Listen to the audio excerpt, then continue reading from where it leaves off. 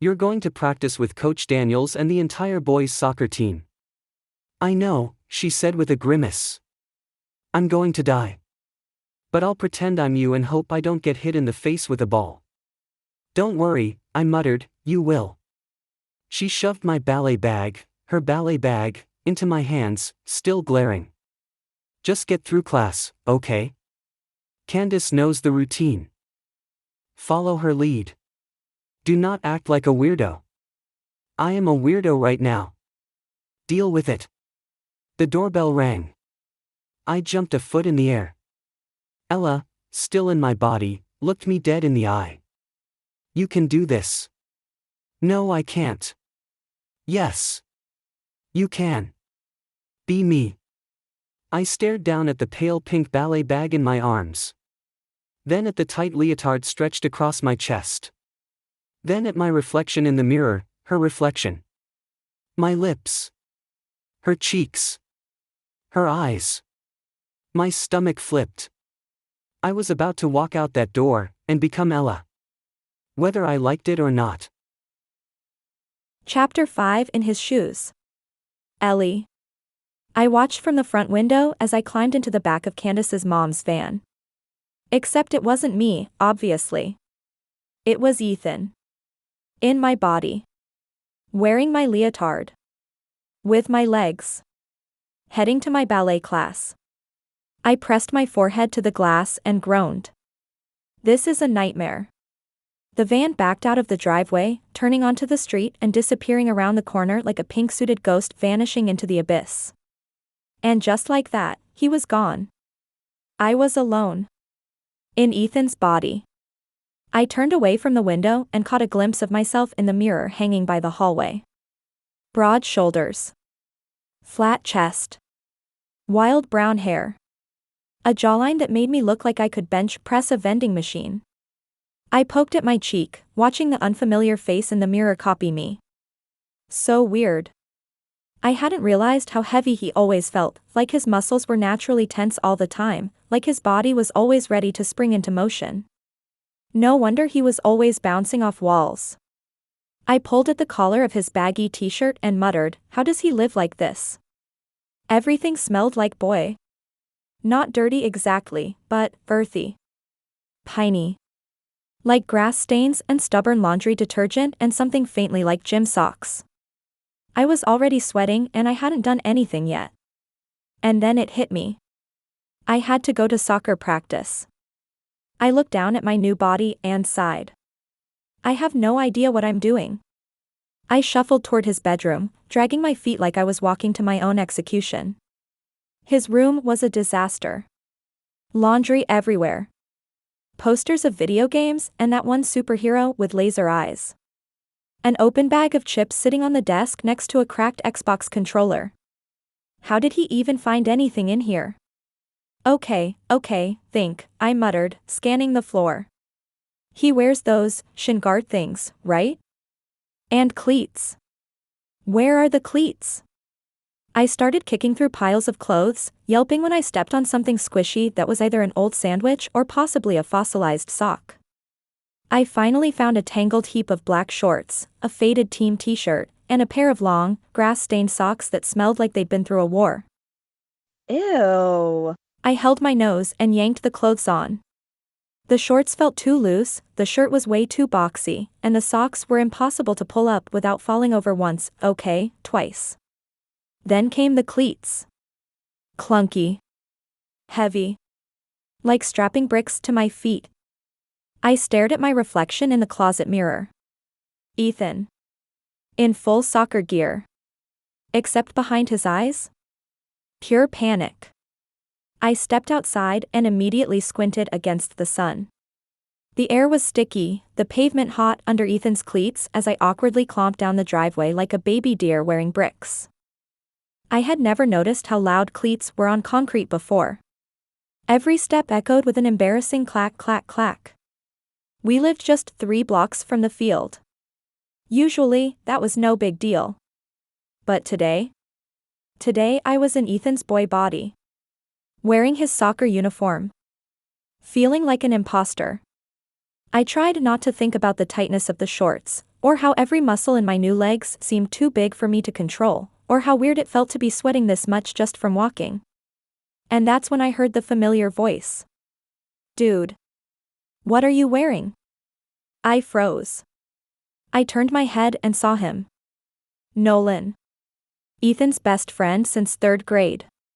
He was jogging up the sidewalk toward me in basketball shorts and a hoodie, a duffel bag slung over his shoulder. His grin was already huge. You seriously walked all the way here in your full gear, he laughed. What, were you that excited to practice? I blinked. Nolan clapped me on the back, nearly knocking me over. I mean, hey, respect. Most of us wait until we get to the locker room to change, but you do you, man. I forced a weak laugh. Yeah. I just felt like getting a head start. Totally, he said, still chuckling as we walked side by side. You're always a little extra. I nodded like I understood what that meant. Then, suddenly, my stomach dropped into my shoes. The locker room. I had completely forgotten. That's where Ethan always changed. With the rest of the team. In front of the rest of the team. In the boys' locker room. Where boys changed clothes. In front of each other. Oh no. Oh no. I swallowed hard, trying to play it cool. So, what's the plan today? Nolan shrugged. Coach'll probably have a scrimmage. You'll probably be forward again. I brought my new cleats, dude, you gotta try them on later. Oh, I said, barely hearing him. Cool. Sounds cool. Locker room. Boys changing. Showers. Shirtless teammates. Oh my god, I'm going to die. I glanced down at my cleats, then up at the field getting closer in the distance. This wasn't just pretending to be Ethan anymore. This was living as Ethan. And I was about to walk into a whole new level of awkward. I took a deep breath. And I prayed to whatever cosmic force my mom had tapped into that I wouldn't have to change clothes, or worse. Shower. Chapter 6, The Ballerina Invasion. Ethan. I had never been more uncomfortable in my life. Not when I broke my arm in 2nd grade. Not when my voice cracked in front of my entire math class. Not even when Ella posted that picture of me sleeping with my mouth open. This was worse. Candace's mom dropped me off in front of the studio with a chipper, "Have fun, sweetie," and drove away before I could throw myself in front of the car.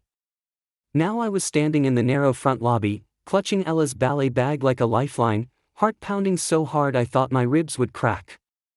A girl at the front desk looked up and smiled. "Go on in, Ella. Class already started stretching." "Right. Ella." That was me now. I forced a smile, mumbled thanks, and shuffled through the door into Studio B. And immediately froze. There were maybe 10 girls in the room. All of them were about my age, well, Ella's age. All of them were slipper-footed, graceful, chatting and laughing softly in pairs and trios as they stretched along the polished floor. And all of them were wearing the exact same thing as me. Pink leotard. White tights. Hair in a bun. A wall of cotton candy-colored clones. My stomach did a backflip. Candace waved at me from across the room. "Ella. Come stretch." I blinked. Right. Shelby. I knew her. She'd been to our house like 100 times. She was the loud one. Always teasing me, real me. And now I had to be Ella and act like Shelby wasn't terrifying. "Hey," I said, trying to sound casual as I crossed the floor with zero confidence in my borrowed legs. The girls barely looked up. A couple smiled, a few nodded. I sat down awkwardly next to Candace and attempted to mimic the stretch she was doing, legs straight in front, reaching for her toes like it was the easiest thing in the world. Spoiler, it was not the easiest thing in the world. My back pulled. My hamstrings screamed. My face probably looked like I was solving a math problem with my knees. Candace looked over and raised an eyebrow. You okay? I tried to shrug it off. Yeah. Just sore. From what? She asked. We haven't danced since Thursday. From existing? I offered weakly. She snorted. You're so weird. I forced a laugh and bent forward again, trying not to groan. My tights felt tight across the back of my legs, and the leotard was doing nothing to hide the fact that I had no idea what I was doing. I looked around. The room was warm, filled with the soft scent of hairspray and lotion and whatever perfume the girl next to me was wearing. A big wall mirror reflected all of us, 10 identical girls in pink, and one imposter trying to hold it together. I saw myself, well, Ella, in the mirror. The bun. The legs. The poised posture. It looked right. It felt very, very wrong. Places, called the instructor from the front of the room. Candace hopped up. Here we go. Oh no. Oh no no no. I was about to do ballet. In front of everyone. In a pink leotard. As Ella. This day just kept getting better. Chapter 7: The Locker Room. Ellie. There are things you prepare for in life. Public speaking. Dentist appointments. Bra shopping with your mom.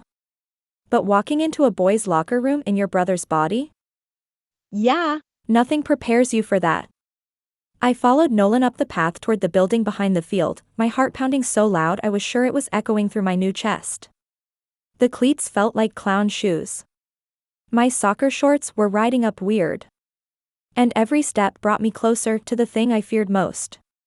Come on, man, Nolan called, holding the door open. You're moving like my grandma. I gave him a weak smile. Just saving my energy. For running away, I thought.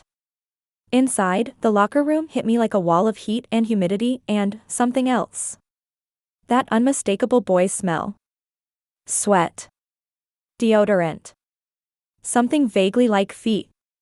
The tiled floor was already damp, the fluorescent lights flickering slightly like even they didn't want to be here. And then I saw them. Shirtless boys. Changing. Everywhere. There were probably 12 of them in various states of undress, laughing, yelling, throwing balled-up socks at each other like it was some kind of weird locker room ritual. I caught sight of one kid in the corner pulling on compression shorts with the grace of a caveman, while another was showing off his armpit hair like it was a trophy. Oh my God, I whispered under my breath, trying to look anywhere but directly at anyone. Nolan, thankfully, didn't seem to notice my complete and utter meltdown. He flopped onto the bench and started unlacing his shoes. Coach is doing the field warm-up today. Said something about making us earn our water breaks. Cool, I said, standing very still, like a mannequin in a sports store. Then I remembered, I was already in uniform. No need to change. No need to remove clothes. Thank God.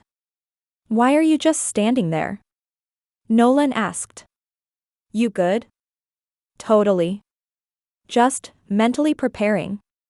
For what? We're just stretching. For life, I muttered. I sat on the bench, trying to act like I belonged. The hardwood dug into the back of my legs and I tried to ignore how open everything felt. No privacy. No partitions. No shame. I glanced sideways at the other boys. They were loud. Carefree. So confident in their own skin.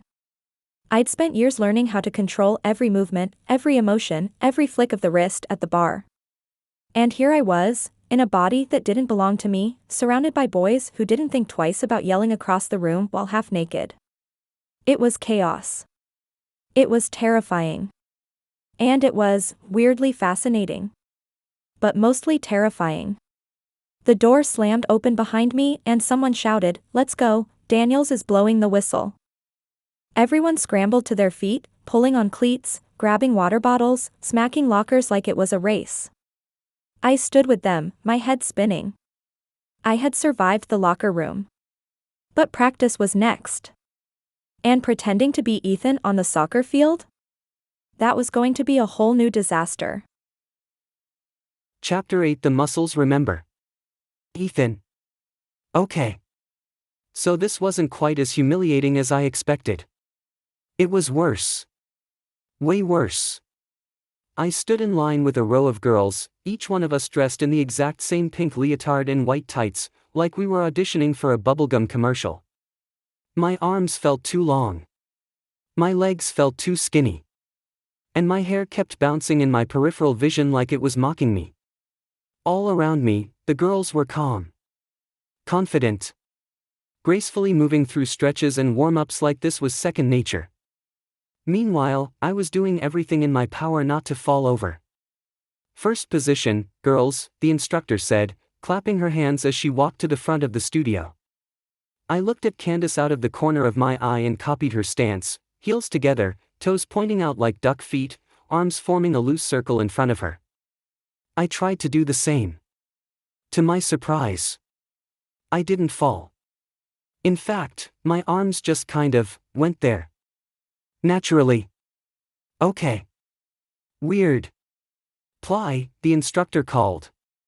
Candace and the others bent their knees with smooth, graceful movements.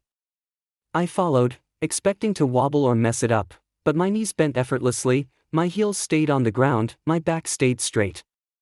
It was like my body already knew what to do. Releve. Up on the toes. Again, I followed. Again, I didn't mess it up. What the heck? I glanced at the mirror and caught sight of myself, of Ellie, in the lineup. My posture was perfect. My movements smooth.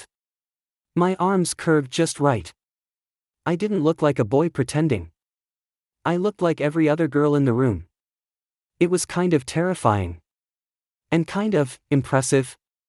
Let's move through the sequence from Thursday, the instructor said. Count of 8. Be ready. Candace leaned over and whispered, it's the one with the turn. Follow me. Right. The one with the turn. The music started. We began. And just like that, I was dancing. My feet moved without thinking. My legs lifted, extended, flexed, pointed. My arms rose in perfect sync. I did the spin. I nailed the spin. The scariest part? It didn't feel like I was controlling it. It felt like Ellie's body was guiding itself. Like the muscles remembered what I didn't. I was just along for the ride. And I wasn't bad. I wasn't amazing, sure, but I wasn't falling on my face. I wasn't tripping over my feet. I wasn't embarrassing myself. Okay, maybe I was blushing furiously, but physically? I was doing fine. The music faded. I exhaled. The instructor gave a small nod. Good energy, Ella. More of that. Ella. That was me. I turned to look at the other girls, most of them chatting quietly or fixing their buns. Candace smiled at me. You've been practicing, she said. I nodded slowly. Yeah. You know me. And for the first time since this whole nightmare started, I wasn't completely sure I did. I never thought I'd say this, but after about 20 minutes of doing plies and arabesques without collapsing, I was actually kind of surviving. I wasn't enjoying myself, let's not go that far, but I hadn't humiliated myself yet, and that felt like a win. Now it was break time. I grabbed Ellie's pink water bottle and sat on the floor with her friends, trying to keep my breathing calm and not look like a sweaty imposter in the middle of a secret mission. The girls chatted casually as they stretched and sipped water. It was weird how normal it all seemed to them. Like wearing a leotard and talking about dance techniques was just part of a normal Tuesday. I was doing my best to blend in, smiling when they smiled, nodding along like I understood what demi-plie transitions were, and then Megan spoke. Hey, Ellie, she said, digging through her bag. Do you have a tampon? I forgot mine. I blinked. What? Megan looked up at me, blinked once, then laughed. Oh my gosh, duh. I forgot. You're not a woman yet. Several of the girls giggled, but not in a mean way. It was more like teasing the way Ellie and Ethan would tease each other. My mouth opened. Then closed. My brain scrambled. What did that mean? Was I supposed to have one? Was I supposed to say something? What do you even say to that? I tried, but Megan had already waved it off and turned to Candace. Candace rolled her eyes. Megan, seriously? Not cool. Megan shrugged. What? I was just joking. Candace gave me a quick smile, one that looked a little protective. Ellie doesn't need to have a period to be a girl, okay? That doesn't make her any less of a woman. There was a small murmur of agreement, like this wasn't the first time this had come up. Meanwhile, I just sat there, red-faced, unsure where to look. I stared very intently at my water bottle like it was suddenly the most fascinating object in the universe. I never imagined I'd be in a conversation where people were debating my status as a woman in front of me. And I definitely never imagined I'd have to sit there in a leotard and pretend I wasn't internally screaming. Eventually, the moment passed. The girls went back to talking about swim plans and a new dance TikTok trend, and I just nodded along like I hadn't been emotionally crushed by a tampon. I took a sip of water and kept quiet, trying not to make eye contact with anyone. Because this was a level of awkward Ethan had never trained for. And now I understood why Ellie always rolled her eyes when I called ballet easy. This wasn't just dancing. This was survival. Chapter 8 The Muscles Remember. Ethan. Okay. So this wasn't quite as humiliating as I expected. It was worse. Way worse. I stood in line with a row of girls, each one of us dressed in the exact same pink leotard and white tights, like we were auditioning for a bubblegum commercial. My arms felt too long. My legs felt too skinny. And my hair kept bouncing in my peripheral vision like it was mocking me. All around me, the girls were calm. Confident. Gracefully moving through stretches and warm-ups like this was second nature. Meanwhile, I was doing everything in my power not to fall over. First position, girls, the instructor said, clapping her hands as she walked to the front of the studio. I looked at Candace out of the corner of my eye and copied her stance, heels together, toes pointing out like duck feet, arms forming a loose circle in front of her. I tried to do the same. To my surprise, I didn't fall. In fact, my arms just kind of went there. Naturally. Okay. Weird. Ply, the instructor called. Candace and the others bent their knees with smooth, graceful movements. I followed, expecting to wobble or mess it up, but my knees bent effortlessly, my heels stayed on the ground, my back stayed straight. It was like my body already knew what to do. Releve. Up on the toes. Again, I followed. Again, I didn't mess it up. What the heck? I glanced at the mirror and caught sight of myself, Ellie, in the lineup. My posture was perfect. My movements smooth. My arms curved just right. I didn't look like a boy pretending. I looked like every other girl in the room. It was kind of terrifying.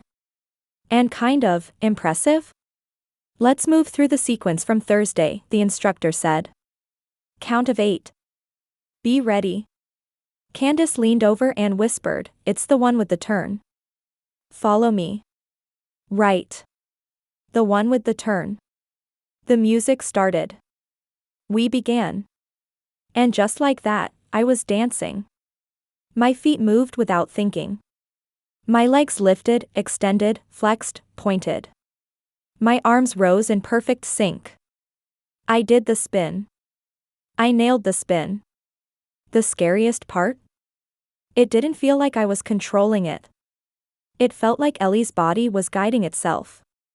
Like the muscles remembered what I didn't.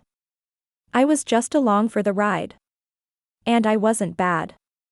I wasn't amazing, sure, but I wasn't falling on my face. I wasn't tripping over my feet. I wasn't embarrassing myself. Okay, maybe I was blushing furiously, but physically? I was doing fine. The music faded. I exhaled. The instructor gave a small nod. Good energy, Ella. More of that. Ella. That was me. I turned to look at the other girls, most of them chatting quietly or fixing their buns. Candace smiled at me. You've been practicing, she said. I nodded slowly. Yeah. You know me. And for the first time since this whole nightmare started. I wasn't completely sure I did. I never thought I'd say this, but after about 20 minutes of doing plies and arabesques without collapsing, I was actually kind of surviving.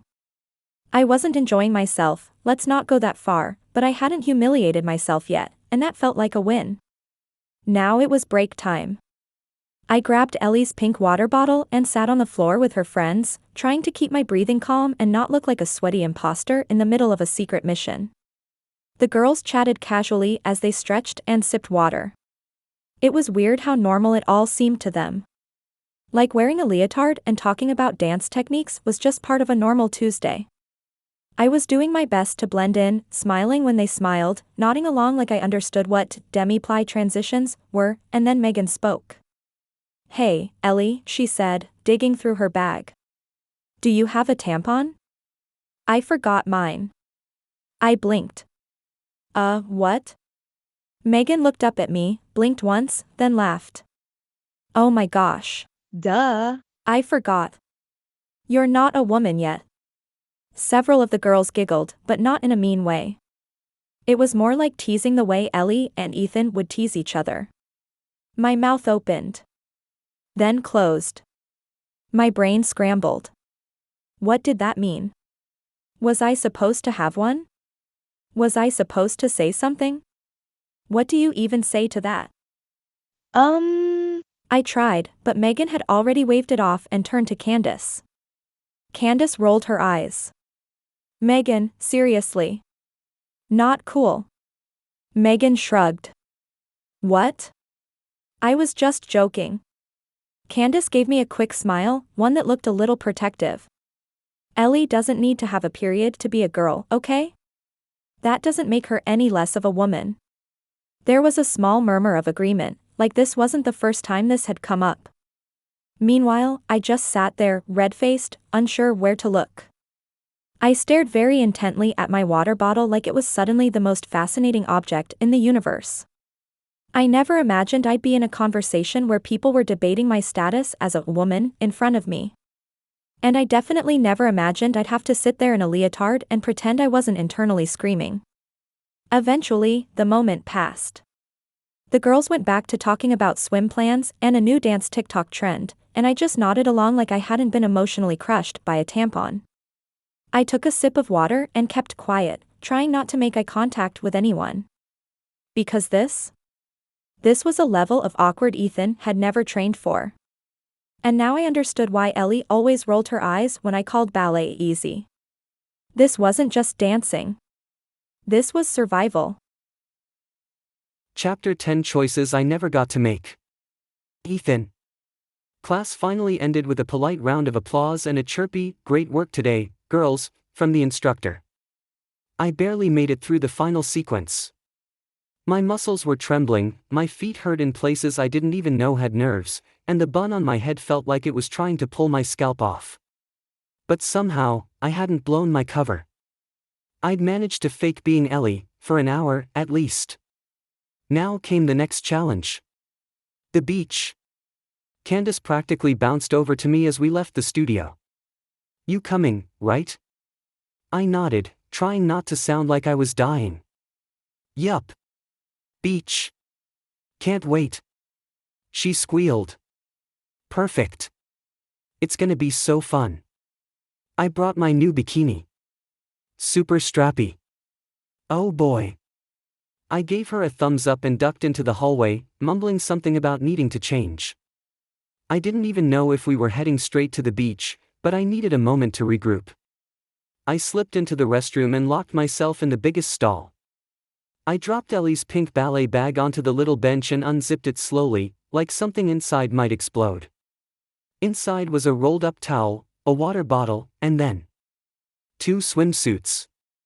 One was a teal one-piece with little gold stars and a high neckline. The other? A bikini. Pink and floral, strappy at the hips, tiny little triangles of fabric for the top. I stared at it like it was a bomb. Then I noticed something else. Tucked beneath the towel was a folded sundress, white with yellow flowers and little lace ruffles at the sleeves. Something Ellie would absolutely wear to the beach over a swimsuit. I sat down on the bench, heart pounding, suddenly unsure of everything. The one piece looked safe. More coverage. Less terrifying. More like a real outfit. Less like something that might fall off if I so much as sneezed. But Candace had said she brought her new bikini. And hadn't Ellie told me once, while yelling at me about laundry, that Candace declared bikinis were the only socially acceptable swimwear for girls over 12? Would it be weird if I showed up in a one-piece? Would it be weird if I didn't? I rubbed my hands over my face. This was insane. I was Ethan. I wasn't supposed to be choosing between swimsuits. I wasn't supposed to care about what girls wore to the beach or whether a sundress matched a bikini. But now I was Ellie. And people expected me to be her. To look like her. To act like her. To dress like her. Even at the beach. I looked down at the 2 swimsuits, then at the sundress. This wasn't just about clothes. This was about blending in. And for the first time today, I didn't know which choice scared me more. I pulled out Ellie's phone, my phone now, I guess, and unlocked it with a thumbprint I still couldn't believe worked. The background was a pastel ballet photo and a million notifications were waiting, but I ignored them. I checked the time. 4:42 p.m. Practice had to be over by now. Ellie would probably be in the locker room or heading home, or, knowing her, hiding in a bush somewhere hoping nobody talked to her. I scrolled through the recent messages, found myself, Ethan's name, and started typing. Me, as Ellie. Hey. Are you alive? 3 dots appeared almost immediately. Then. Ethan, as me. Barely. Your body is disgusting. I am covered in mud, bruises, and other people's sweat. I snorted. Typical Ellie. Me, as Ellie. Welcome to team sports. I need help. Serious. Ethan, as me. Did you fall in the toilet again? Me, as Ellie. No. Worse. I'm going to the beach with your friends. I'm in the bathroom staring at 2 swimsuits, a one-piece and a bikini. And a sundress. Which one do I wear? Candace is wearing a bikini. Do I have to? There was a long pause. No dots. No reply. Then finally. Ethan, as me. Oh. Me, as Ellie. Oh. That's not an answer. I need instructions, Ellie. Ethan, as me. Okay. Look. If I were going, I'd wear the one-piece. It's comfy and it doesn't fall off when you move wrong. But if you want them not to tease you, wear the bikini. Candace has a mouth. The sundress goes over it either way. You'll be fine. Me, as Ellie. Are you sure? Ethan, as me. You're me. Own it. Pick the one you're less likely to cry in. I stared at the message. Classic Ellie advice. I looked down at the bag again. The sundress was soft and smelled like lavender detergent. Both swimsuits lay side by side, like they were waiting for a final judgment. I didn't feel ready. But I couldn't hide in the stall forever. I took a deep breath. And made my choice. I stared down at the bikini. Tiny. Strappy. Pink. Everything about it screamed not me. But Ellie was right. I was her now. And if I showed up in the one-piece, Candace would probably smell the fear. She'd tease me, or worse, she'd know something was off. I had survived ballet.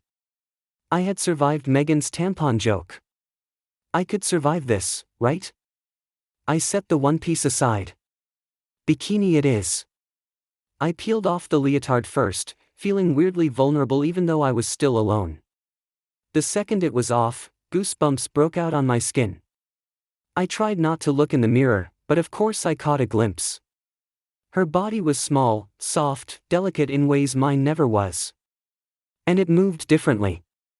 Breathed differently. Reacted differently. I unrolled the bikini bottom first.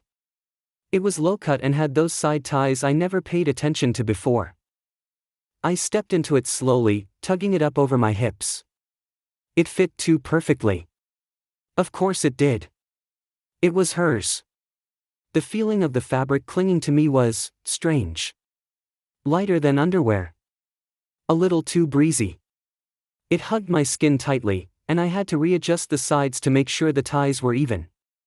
The waistband sat lower than I was used to anything sitting. Way lower. Then came the top. I held it up, trying to figure out which way was forward. After a little wrestling, I figured it out and reached behind me, fumbling with the straps. It took 3 tries to get the clasp hooked. I could already feel the triangle cups pressing gently over Ellie's chest. It wasn't uncomfortable. But it was unsettling. The fabric was so minimal. So exposed. I didn't feel like I was wearing something, I felt like I was wearing almost nothing. My arms wrapped around myself without thinking. Then I caught a glimpse of my reflection again. It was Ellie. Standing in a bikini. But it was me in there. I didn't know how to feel. I looked normal. More than that, I looked like I belonged in the bikini. That thought made my stomach twist in ways I didn't have the vocabulary to explain. I grabbed the sundress and slipped it over my head. Instant relief. The soft fabric flowed down to my knees, loose and airy, with little yellow flowers that somehow made me feel less naked. The sleeves fluttered gently as I moved. The neckline sat just right. Okay, this was better. I looked back at the mirror. And for the first time since this whole disaster started, I looked like Ellie. And no one would be able to tell I wasn't. I took one last breath in the stall, gripping the bathroom latch like it might save me. The bikini felt unreal. Still. I could feel the breeze through the fabric even with the sundress over it, and every tiny movement made me hyper-aware of how little I was wearing underneath. But the sundress helped. It was like armor, flimsy, flowery armor, but armor nonetheless. Okay. Showtime. I opened the stall door. Candace was right there at the sinks, checking her lip gloss in the mirror. She looked up, her face lighting up the second she saw me. Finally, she squealed. I froze. Ellie, oh my gosh, yes. You're actually wearing a bikini today. She bounced over like a puppy who just saw a treat. No more grandma one-pieces. I blinked. Before I could even come up with a fake excuse, Candace tugged playfully at the hem of my sundress, peeking underneath just enough to spot the pink straps peeking through at my hips. I knew you had one in you, she grinned. You look so good. Like, actually beach ready. Not like you're going to swim laps at the Y. Thanks, I managed to mumble. I didn't know what to do with my hands. They were just hanging at my sides like forgotten noodles. Candace didn't notice. She was too busy spinning in front of the mirror, modeling her own neon blue bikini with strappy sides and those sunglasses with the glittery frames. We're totally going to match. You, me, and Mia, it's like Bikini Power Squad. She paused and looked at me with a smirk.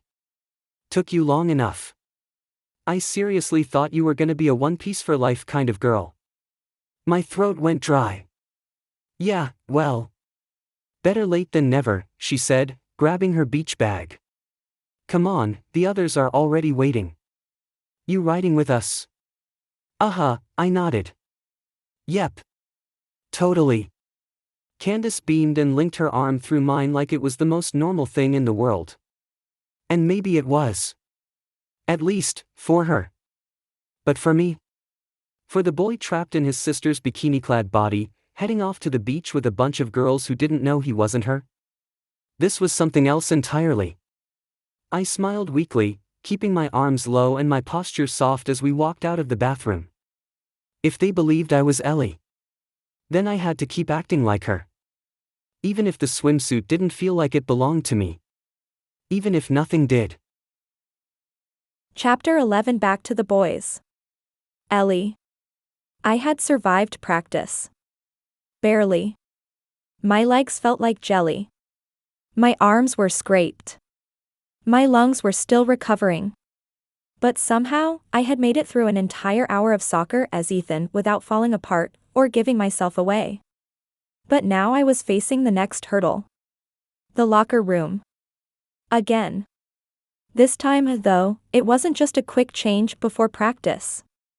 This was the full, sweaty, post-practice experience, with a dozen teenage boys peeling off clothes and towel whipping each other while yelling about who elbowed who during drills. And me? Still not used to having a flat chest, or body hair, or broad shoulders, or anything that came with being in Ethan's skin. I swallowed hard as I pushed open the heavy locker room door. The wave of humidity hit me immediately, along with the sharp scent of sweat, grass, and body spray. A chorus of laughter and thudding locker doors greeted me. Okay. Just be normal. Casual. Locker room stuff.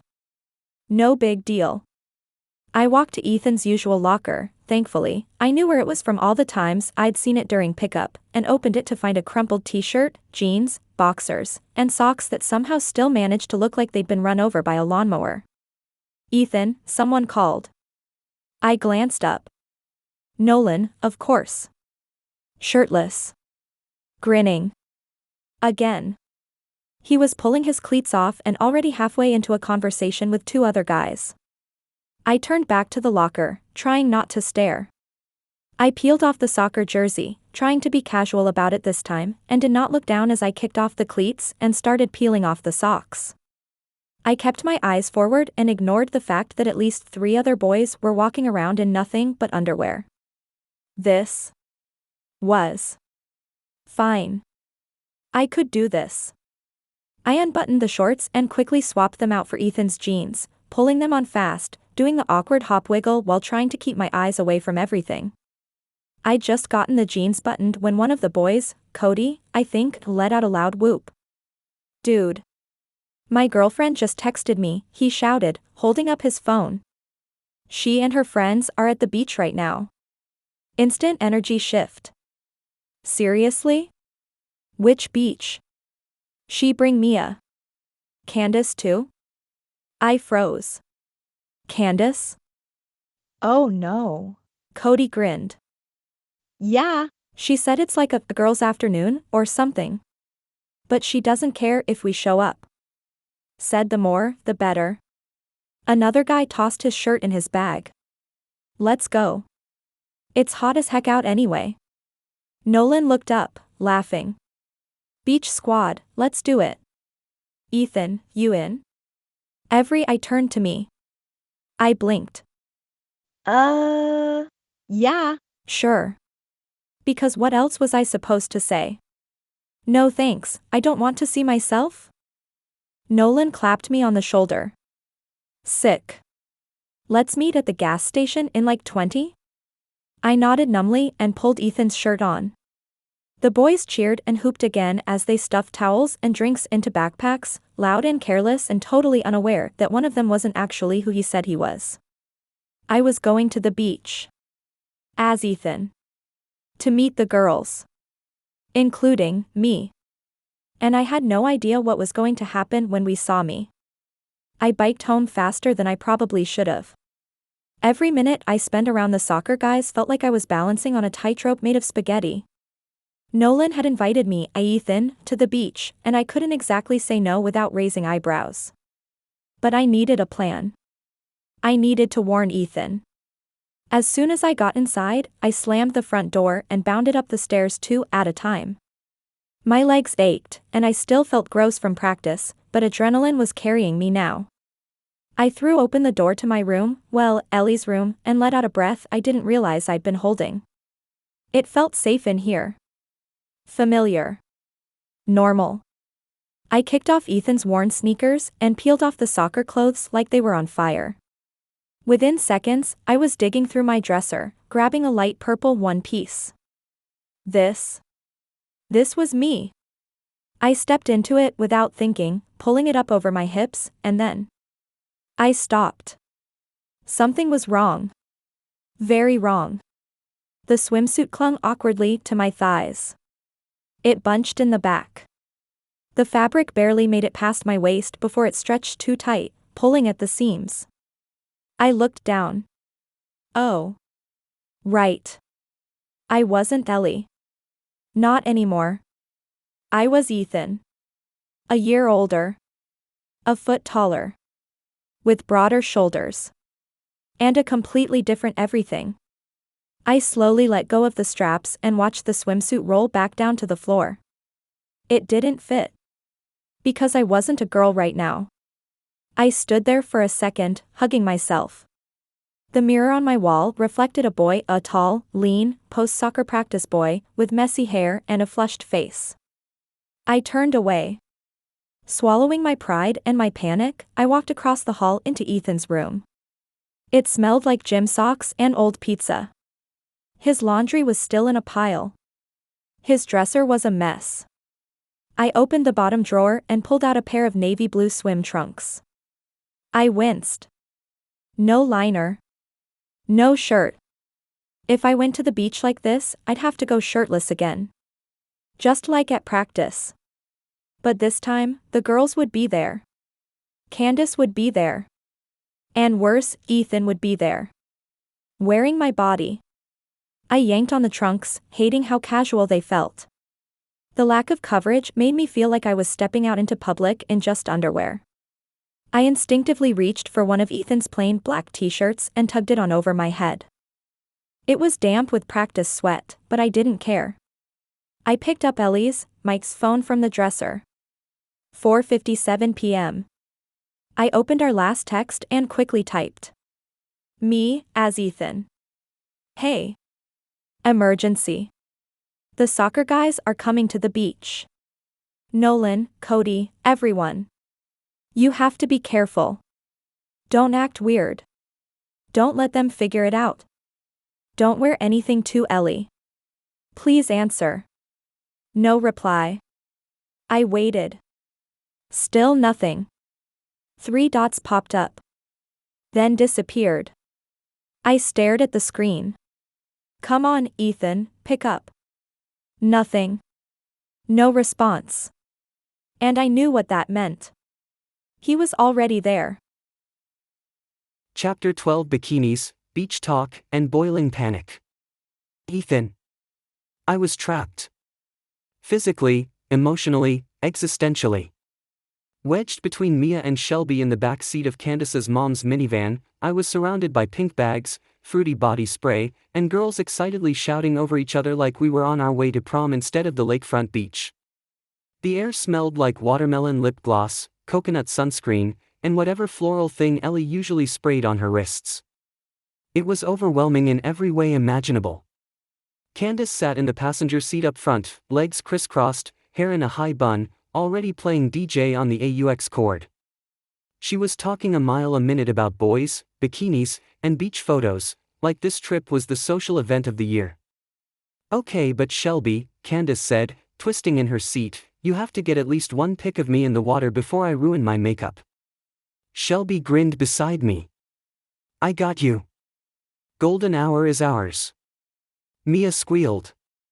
Wait, are we all doing matching poses again? You know, hand on hip, pop the knee.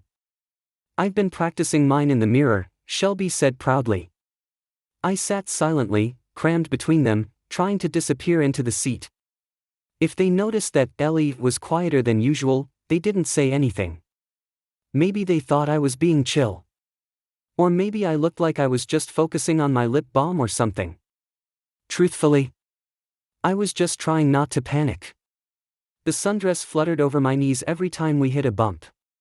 The bikini underneath still felt like it might vanish if I breathed too hard. My arms were pressed tightly to my sides, and I could already feel sweat forming under Ellie's collarbones.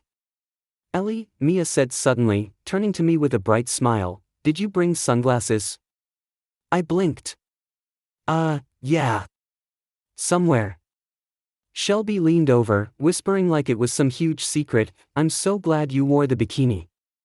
Candace told me you were still going to wear that one piece and I was like, no way. You totally proved her wrong." I forced a laugh. "Yeah. Felt like a change." Candace turned around again and smirked. "You even match me today. We're going to look so cute." "That's the goal," I muttered. Inside, I was screaming.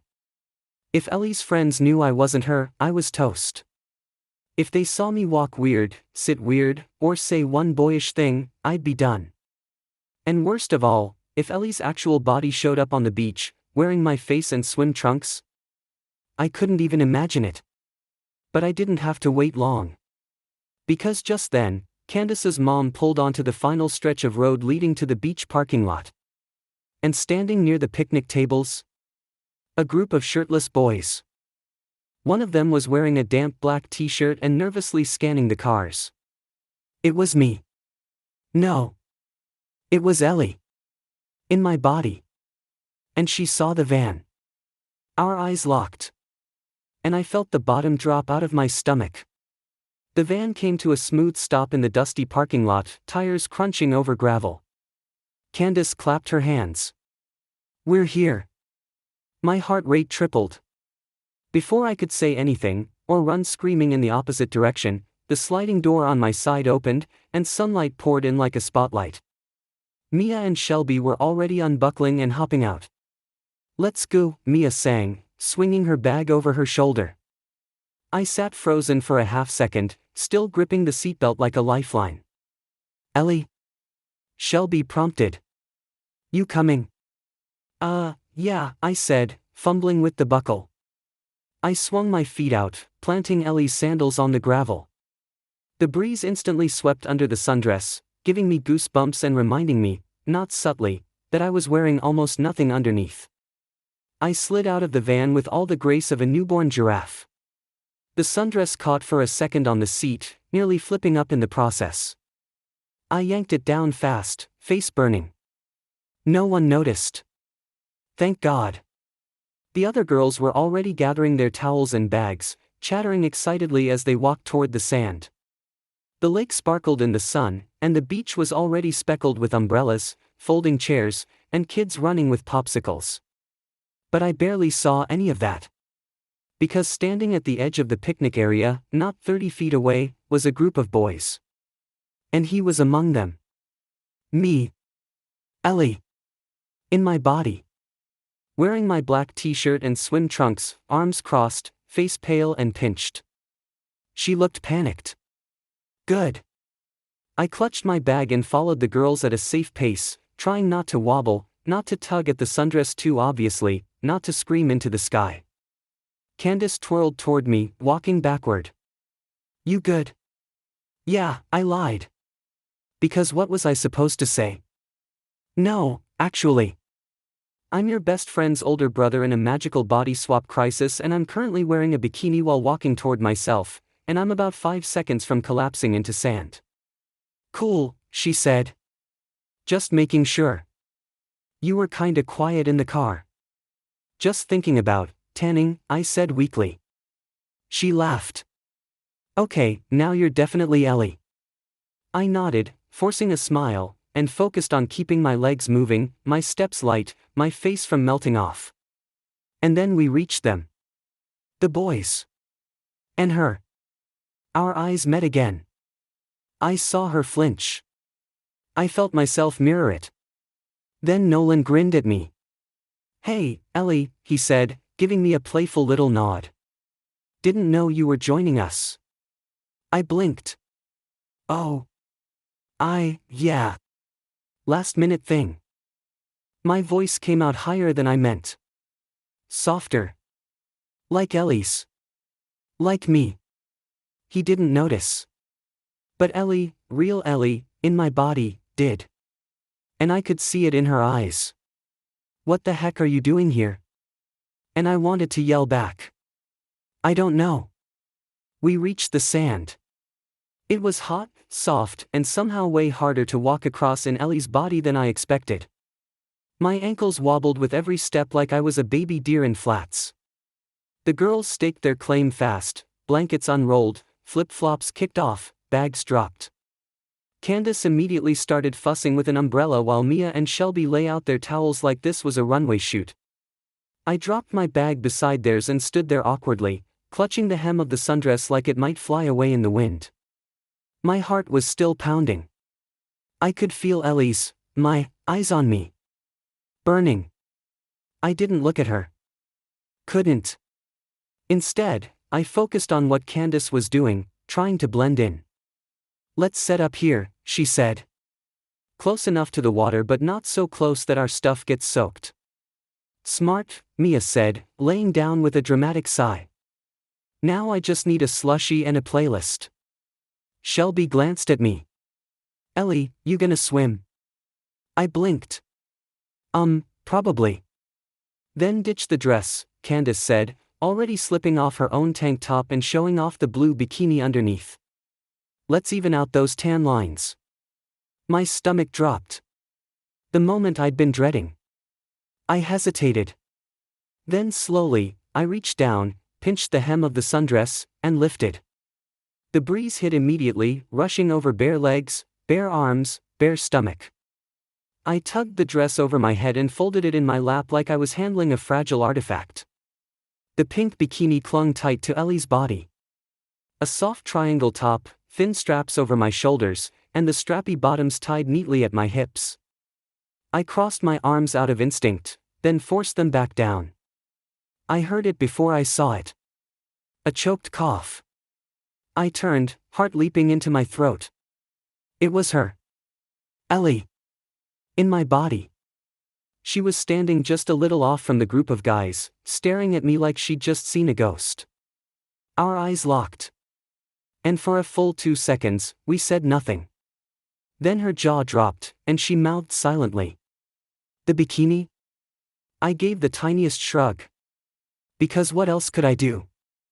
She looked like she didn't know whether to yell at me, laugh, or pass out. Her eyebrows shot up. She mouthed again. You said you wouldn't. I looked away quickly and sat on the towel, adjusting the straps on my shoulder. My cheeks burned, probably from the sun. Definitely from everything else. Ellie stormed over. Well, I stormed over. Seeing my own face fuming at me was almost worse than the bikini situation itself. She crouched down beside my towel, keeping her voice low but sharp. Are you serious right now?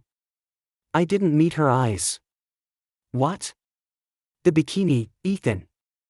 I picked at a corner of the towel. No, you told me to wear what I was comfortable in, I retorted. I meant the one piece, she hissed. You even texted me asking. I glanced up. And you said, and I quote, pick the one you're less likely to cry in. I didn't think you'd actually choose the bikini. Well, I did. We were whisper arguing now, faces inches apart, mine red with embarrassment, hers red with, well, me. I gestured vaguely at my body. You're the one who packed it. My face twitched. Yeah. I was going to wear it. Me. In my own body. Well, guess what? You're not in it. I am. Ellie looked like she wanted to scream into the lake. I didn't think I'd have to worry about this, she muttered, sitting back on her heels and rubbing her forehead. You in my bikini. You walking around in me. It's weird. You think it's not weird for me? I said, voice rising before I yanked it back down. I'm the one who had to put it on. Do you know how hard it is to tie side straps while trying not to cry? She winced, barely. For a second, neither of us spoke. The wind rustled the edges of the towel. Laughter drifted over from the group of boys nearby, Nolan's laugh loudest among them. Ellie sighed. I only packed the bikini because I thought I was going to be the one wearing it. I wanted to feel grown up, okay? I didn't even know if I was really going to put it on. I looked over at her, at me. She looked tired. Embarrassed. Not just mad at me, but frustrated with everything. I'm sorry, I said, quietly. I didn't mean to take something from you. Ellie exhaled slowly. It's not that. It's just weird seeing me like this. Like, you're me, but not me. And everyone thinks you are. And now they'll think I wore that bikini before I ever actually got the chance to. I frowned. You still can. In your body? She asked, lifting an eyebrow. You want to see that? Okay, point taken. We both fell silent again. Finally, she said, we have to get through today without anyone figuring this out. Agreed. She stood up and dusted off my knees. For the record, you don't look awful in it. Gee. Thanks. She smirked.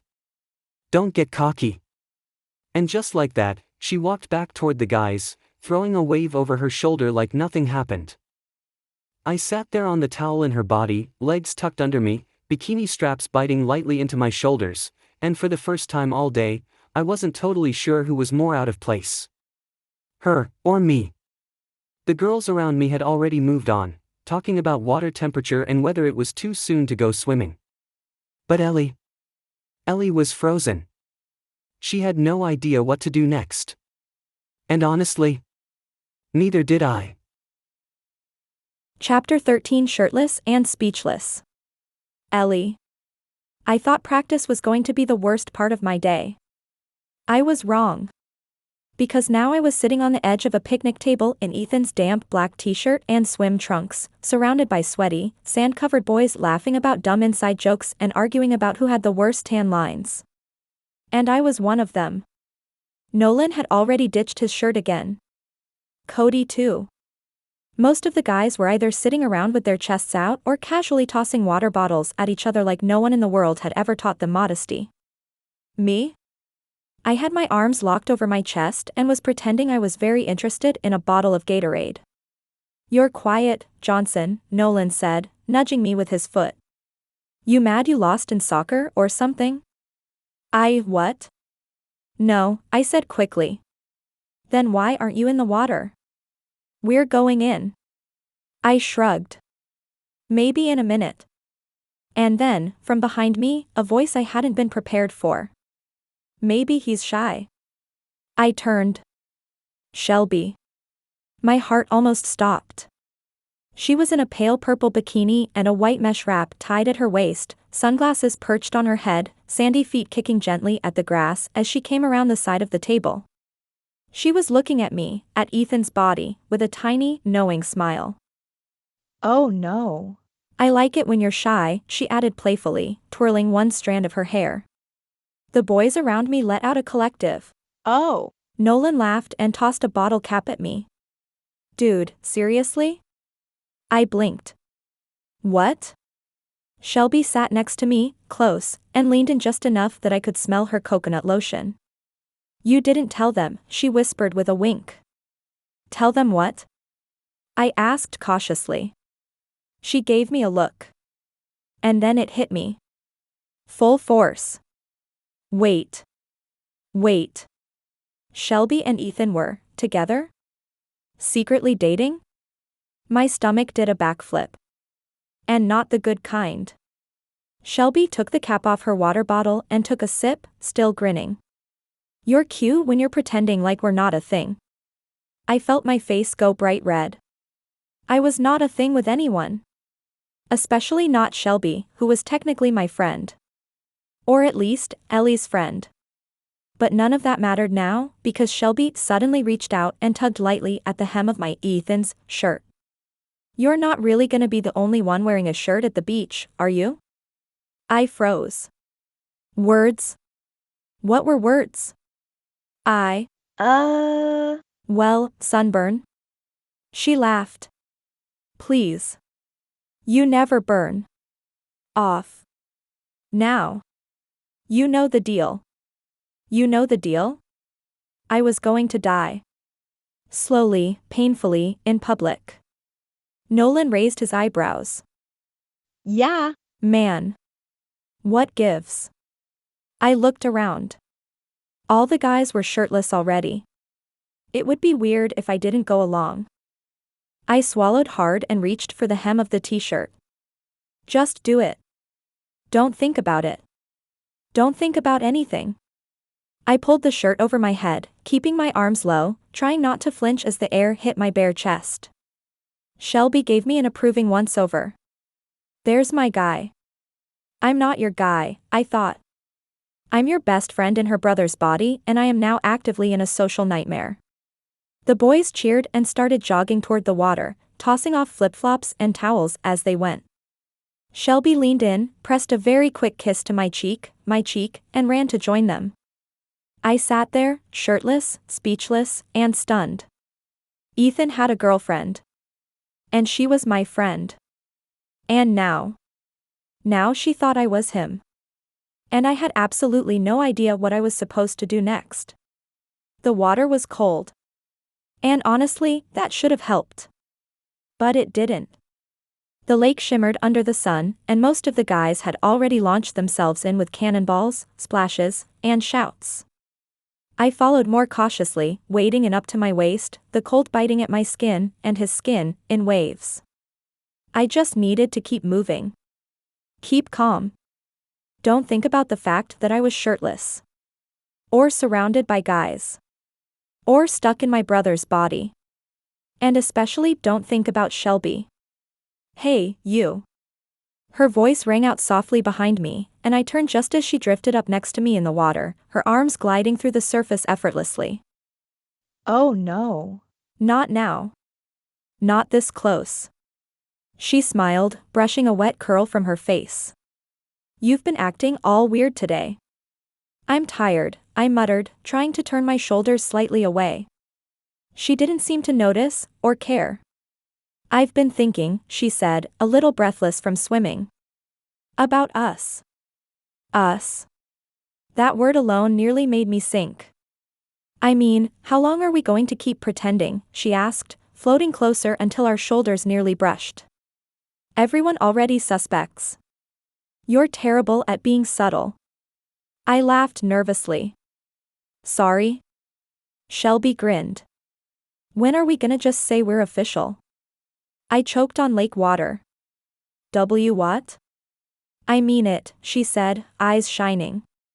I don't care what anyone else thinks. Not even your sister. My brain screeched to a halt. Your sister. That was me. You're not worried she'll freak out?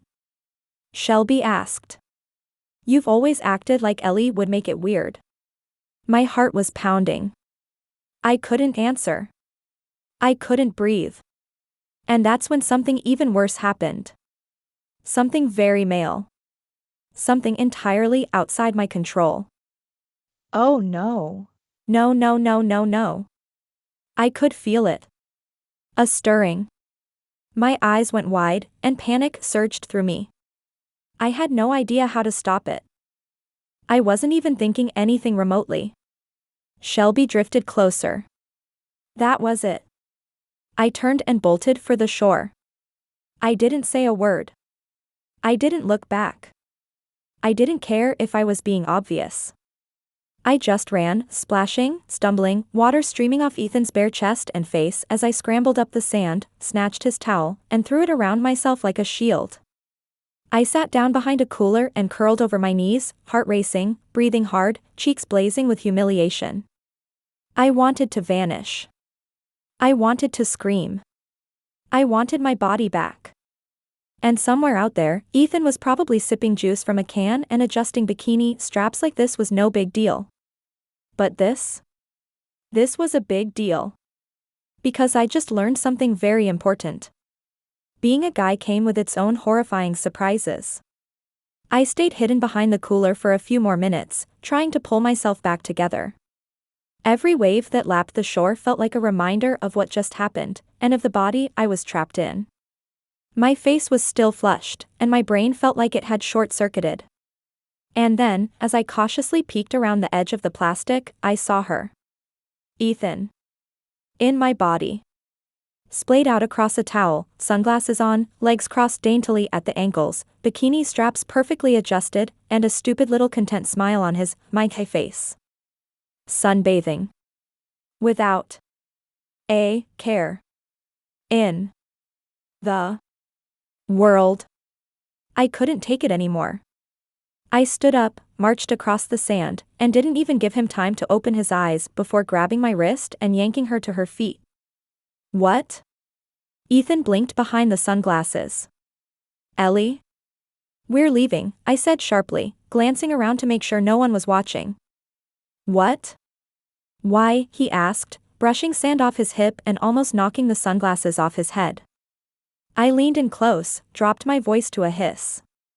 Because I just ran out of the lake like a panicked freak thanks to your body deciding to have a mind of its own. Ethan's mouth opened, then closed, then opened again. Oh. Yeah. I muttered. That. So now we're going to see Mom. We need to fix this. Now. He nodded slowly, finally catching the seriousness in my tone. Okay. I'll get dressed. While Ethan turned to the towel and started rummaging for the sundress, I pulled out his phone and opened the ride app. My fingers were shaking a little as I typed in the address. Our house. The place where this all started. Where Mom left her ridiculous little note like this was some kind of lesson. Ethan slipped the sundress back on over the bikini, smoothing it down as he pulled the straps over his shoulders. I still think this looks cute, he said quietly, trying to lighten the mood. I didn't respond. The Uber pinged on the screen. 4 minutes away. Let's go, I muttered. He nodded, grabbing the bag as we quietly slipped away from the beach crowd, the sound of laughter and splashing fading behind us. Neither of us spoke for a moment as we walked toward the road. But the silence wasn't empty. It was tense. Because now we weren't just confused kids stuck in each other's bodies. We were ready to demand answers. And Mom had better be home. Chapter 14 The Big Deal. Ethan.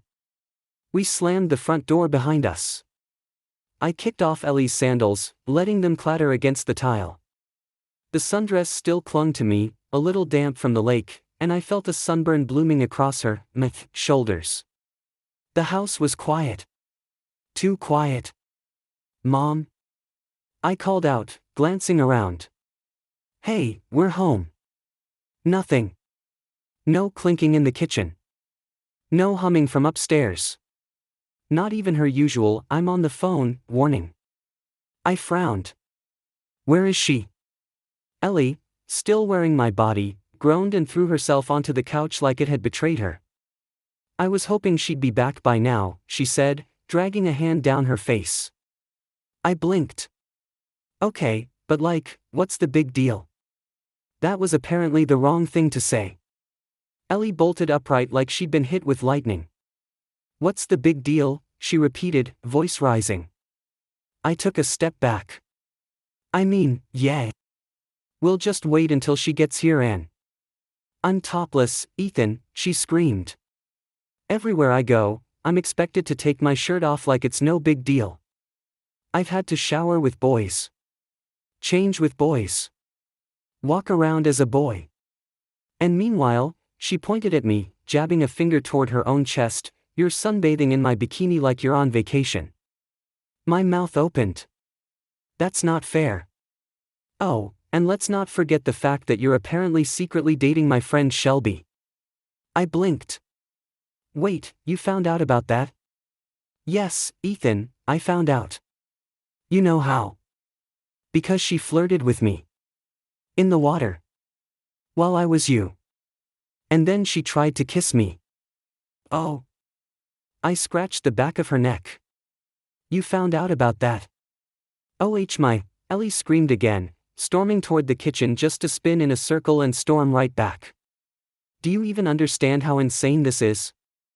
I don't even know how to explain how uncomfortable I feel in your body. And you're just skipping around in ballet class like it's some cute makeover montage. Hey! I snapped, suddenly defensive. That class was hard. I had to copy everything the other girls were doing just to keep up. I had no idea how strong you are. My legs are still sore. And your friends kept talking about periods, and I didn't even know how to respond. Ellie stopped. Her chest, my chest, was heaving. She looked at me, really looked at me. We're both miserable. I nodded. Yeah. The silence stretched. Then, more quietly, she said, I don't want Shelby to think I'm mad at her. I don't want your friends to think I'm some weirdo. We need to fix this. I nodded again.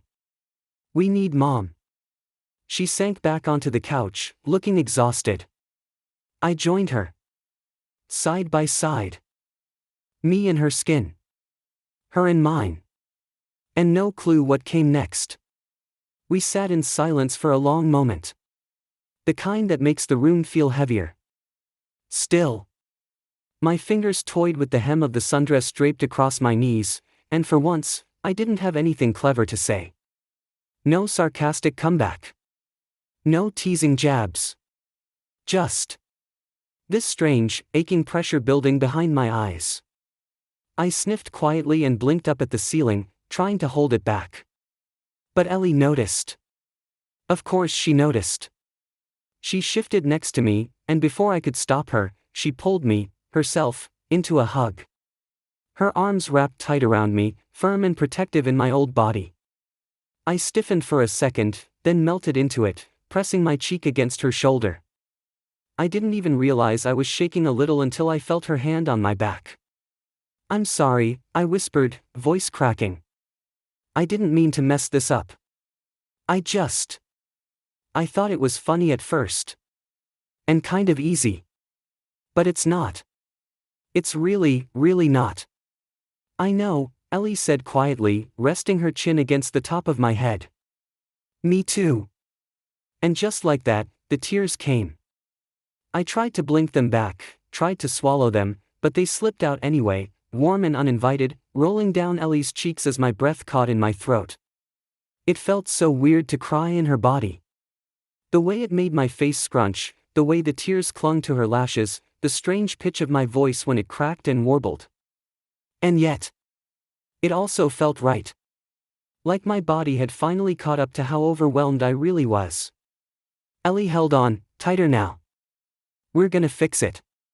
Okay. No matter what. We're gonna figure this out. I nodded against her shoulder. I believed her. For the first time all day, I really believed her. Even if we were stuck in this mess for a while longer, at least I wasn't alone. After a while, we both cooled down. My eyes were puffy, and my throat hurt from holding everything in for so long.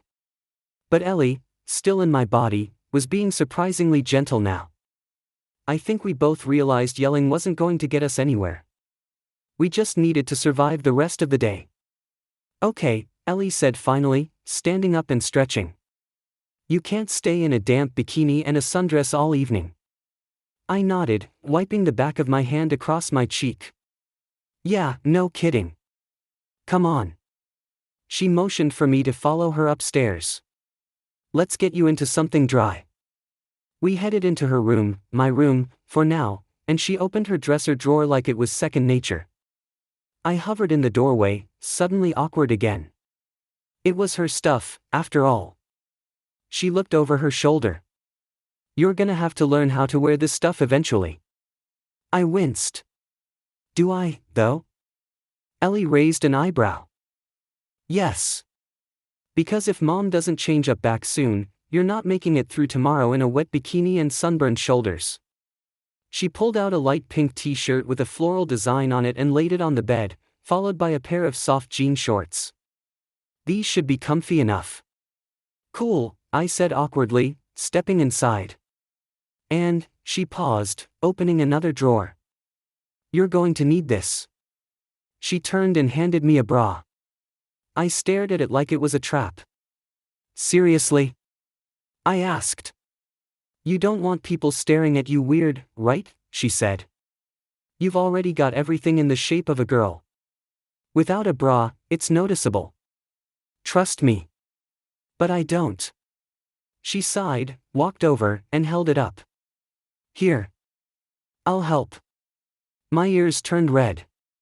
You've helped people put on bras before? No, she said plainly. But I know how I do it, so I can walk you through it. She motioned for me to turn around, and I did, slowly. Then she looped the straps over my arms and adjusted the cups into place with surprising precision. There. Now reach back and hook it. I tried. I failed. Twice. Ellie huffed and stepped behind me. Okay, just hold still. She reached around and clipped the back together, then tugged gently to adjust the straps. There. See? Not so bad. I feel like I'm wearing a chest harness. You are, she said, deadpan. I cracked a small smile. After that, I pulled on the t-shirt and shorts, glad for something dry and soft. The bra felt weird, but not painful. Just snug and, there. Ellie handed me a brush. I sighed and sat at her vanity, dragging it through her long hair while she leaned on the bedpost, arms crossed. You're getting better, she said. Not perfect. But better. Thanks, I said, then hesitated. For, helping. She gave me a tired half-smile. You helped clean up my room after we wrecked it. I figured I owed you. I laughed. Yeah, but you didn't cry in my body. Her eyes twinkled. Not yet. We both laughed that time. Chapter 15 Knots and Tangled Things.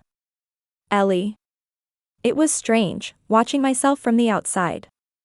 We were both sitting on my bed, well, technically his bed now, but everything still smelled like me.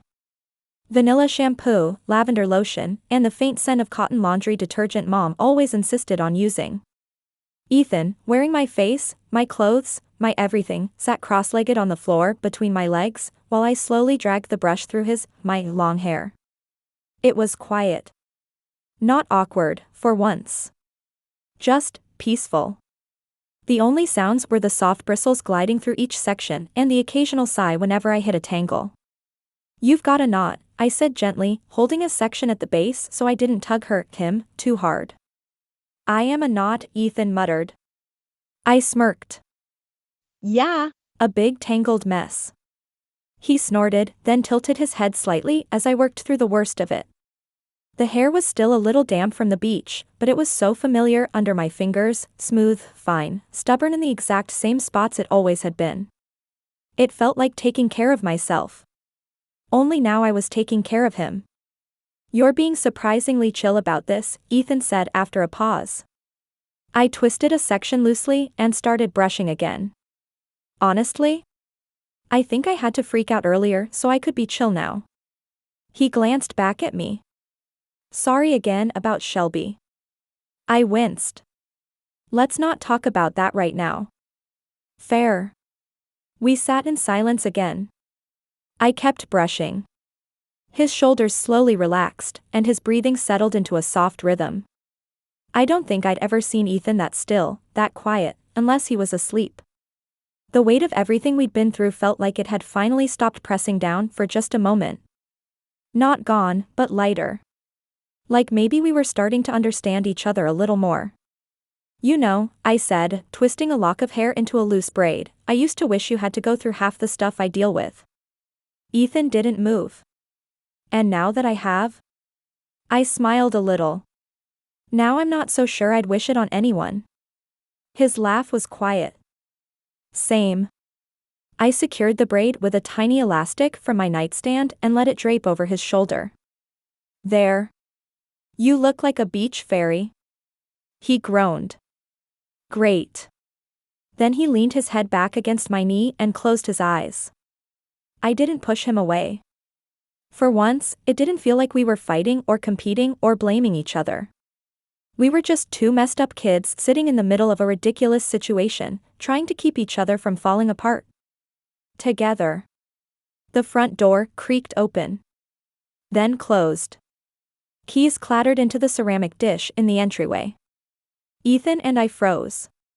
We didn't say anything, didn't even breathe. We just looked at each other, me still sitting on the bed, him between my legs, with my freshly brushed braid hanging over his shoulder. Then came the unmistakable sound of her voice. "Kids? I'm home." I was already on my feet before she finished the sentence. Ethan scrambled up too, nearly tripping over the hem of the t-shirt. I grabbed his arm and dragged him with me down the stairs, our footsteps a chaotic tangle of limbs and panic. Mom was halfway through setting her purse down when we burst into the foyer. She turned, smiling casually. "Hey, there, oh, you're both ho." "What did you do?" I shouted, louder than I intended. Her expression faltered, but only for a moment. She looked between the two of us, taking in Ethan in my body, still slightly pink from the sun, barefoot in shorts and a tee, and me, standing next to him in Ethan's frame, arms crossed, fuming. Then she sighed. "Oh good. You're talking again. Mom." I exploded. "This isn't funny," Ethan added from behind me. "We went to the beach. I wore a bikini. I had to be shirtless in front of Nolan." I yelled, my voice cracking. "And Shelby, Ethan's girlfriend, tried to kiss me." Mom calmly set her sunglasses on the counter. "I warned you in the note," she said, brushing some sand off her blouse like this was just another Tuesday. "Once you learn your lesson, I'll change you back." "What lesson?" we both demanded at once. She tilted her head.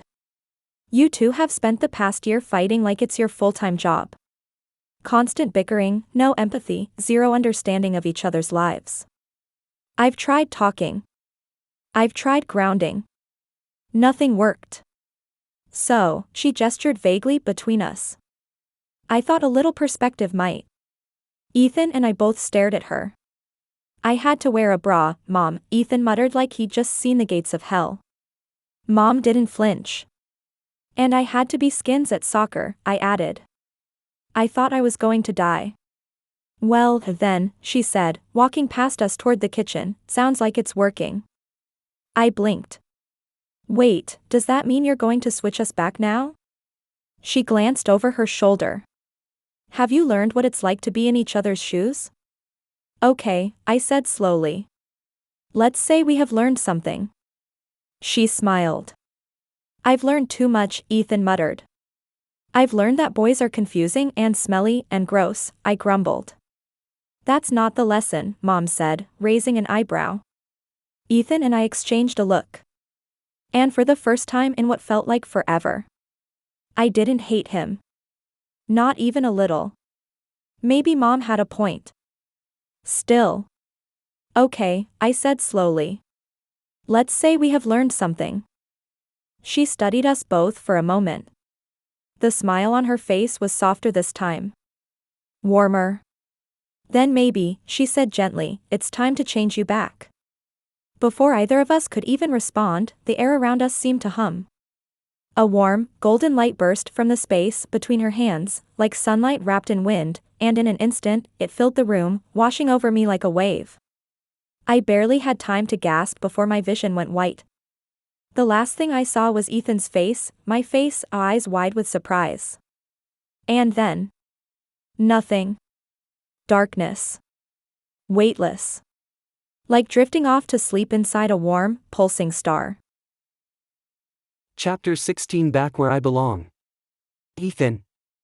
I woke up to the soft hum of the ceiling fan and the faint scent of coconut shampoo. For a second, I didn't know where I was.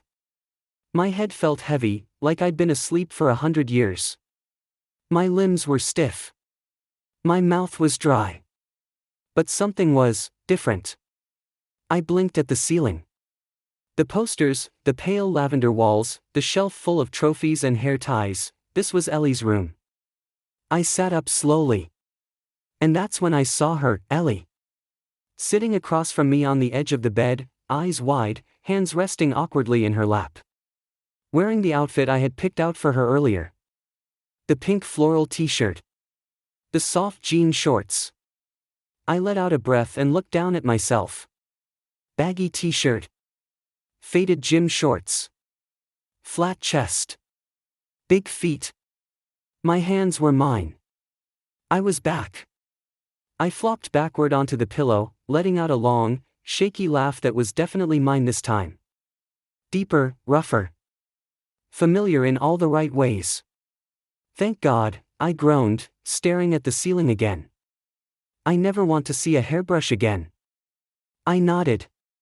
Yeah. Same. We were quiet for a minute. Then, I cracked a smile. At least you don't have to go shirtless in soccer anymore. She snorted. And you don't have to worry about tampons. I laughed, really laughed this time, and it felt so good to do it in my own voice. Ellie smiled too. Not one of her sarcastic smirks. A real one. The kind I hadn't seen in a while. And just like that, I realized. We were going to be okay. Later that evening, after showers, a shared frozen pizza, and a silent agreement never to speak of certain moments again, Ellie and I found ourselves on the back porch, just sitting. The sun was going down, casting golden light across the yard. Crickets chirped. The breeze was soft. It felt like the first quiet moment in forever. I still feel a little floaty, Ellie said, sipping from her lemonade. Like I could accidentally turn into you again if I sneezed too hard. I chuckled. Yeah, well. I keep expecting to feel long hair brushing my neck. We sat in silence for a while. Comfortable now. Then she looked at me sideways. So? Shelby, huh? I groaned and covered my face. Don't. Just, don't. She snorted. Okay. But you owe me. I had to see Nolan shirtless. Fair, I admitted. She nudged me with her elbow. You know, you did okay. At ballet. I blinked. Really? Yeah. My body kind of took over, didn't it? Yours is a machine. I laughed. It made me do the splits. You cried after. Only a little. She smirked. Then her smile faded a bit, and she looked at her lemonade. We're really different, huh? Yeah, I said. But. I get you more now. Same. A beat passed. Then I looked at her. You think Mom would actually do that again if we start fighting? She grinned. I know she would. We both shuddered in mock horror. After a moment, I stood up and held out my hand. Come on. She looked up. Where? Inside. To watch something stupid. Together. She raised an eyebrow. No switching. No switching. She took my hand. And we went inside. Different than before. Better.